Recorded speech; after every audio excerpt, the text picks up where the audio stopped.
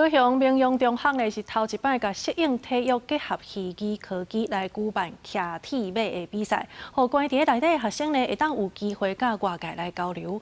校方是讲，即摆的比赛呢是会来选出代表队，希望未来有机会甲其他学校连续比拼。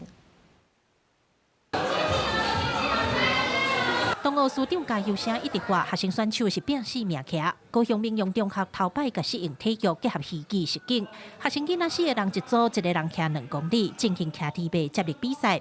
卖看这亲像电动比赛，敢若无啥。对咧比赛地图影像是照现实来打造的，骑伫铁马感受嘛，甲实际路况一模一样。怕体力不够，对。所以自己有没有特别加强？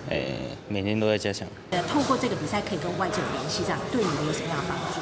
就是心态上会比较好一点，然后比较健全一点，就是不会怕说跟外面差距太大。高雄明阳中学是法务部的矫正学校，目前有109位学生。校长讲，适应体育是主张所有人拢有享受体育的权利。伊正感谢邱义川教授的帮忙，把这套戏剧实景的运动比赛带来明阳中学，让囡仔袂去互环境限制，透过运动比赛培养自信，嘛会当有机会甲外界交流。透过这个 VR。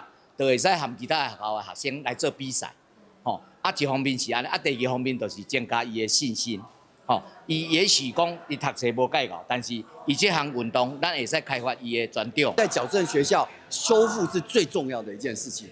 他从今会拾回他对这个世界的渴望，他对这个社会的温暖的期待。将适应体育带入矫正学校，校长讲，目前的器材拢是家人招的，运动部已经打进要拨经费给因，伊希望有明阳中学来做建本，后续的桃园新竹彰化3间矫正学校买当来加入，以后唔留这4间学校，甚至也当甲其他学校来连续比赛。